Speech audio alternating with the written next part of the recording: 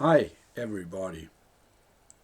I'll talk a little about the core of Christianity. The problem with the core of Christianity is not that it is difficult to find. For short, it goes like this. I, Jesus Christ, am the Son of God. My Father created the universe anew. What I say and do is the truth about God. Therefore, believe me and do as I say, and you will live freely, responsibly, and eternally. But I'm also a human being, and that is the only thing you can see for yourself. So there is no proof. And be aware, this is a one-time performance. You will not find the truth about God anywhere else. We could say in short that Jesus Christ is God's only web page in this world. The problem, however, is that it is impossible to believe by yourself. For the religious, it is an outrage that there is only this one truth.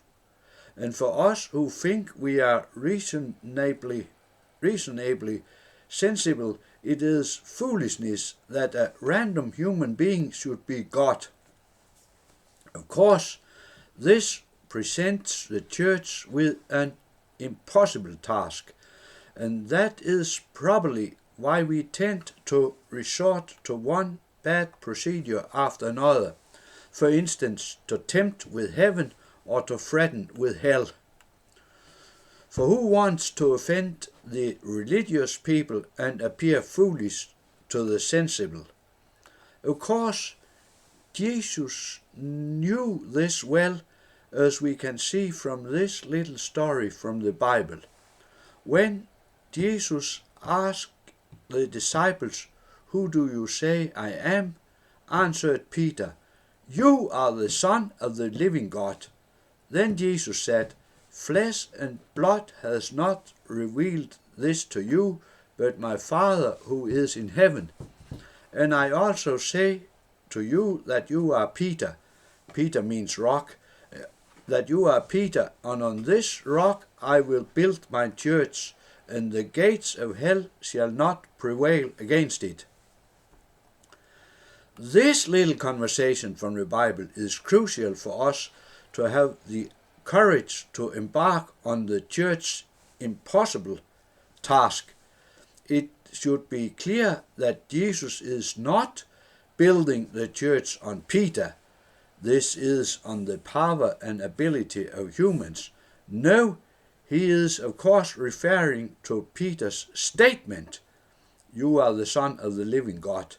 This is the core or a rock on which the Church is built, that it proclaims the gospel of Jesus Christ as the Son of God. And we also hear that this impossible truth is then opened to us by God. Faith is a gift that comes when we need it, just as Luther says with usual precision in the explanation of the third article in the Apostolic Creed, the article about the Holy Spirit. Luther says, "I believe that I cannot believe in Jesus Christ by my own power and strength, but the Holy Spirit has called me through the gospel." Enter Luther. Finally, we hear from our little story that when we built the church on that rock, we should not worry about the survival of the church.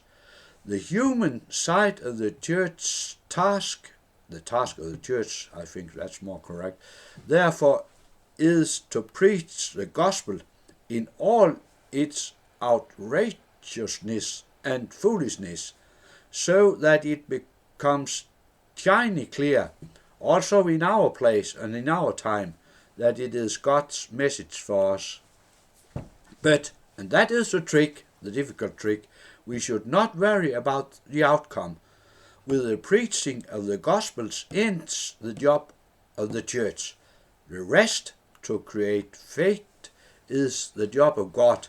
The church can only succeed with the help of the Holy Spirit.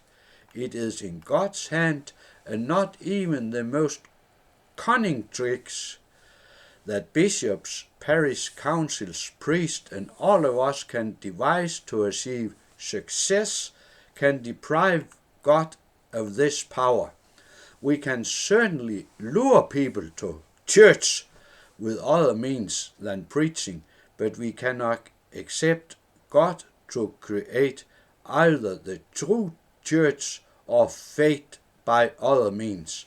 And now I'll say, with kind regards, Thorkil Sohn, I am a former headmaster of a secondary boarding school for teenagers, and I am living in Bildtsvej 26 6950, that's the postal code, Ringkøbing in Denmark. Thank you if you have listened to me until this time, and now I'll try to shut down the camera.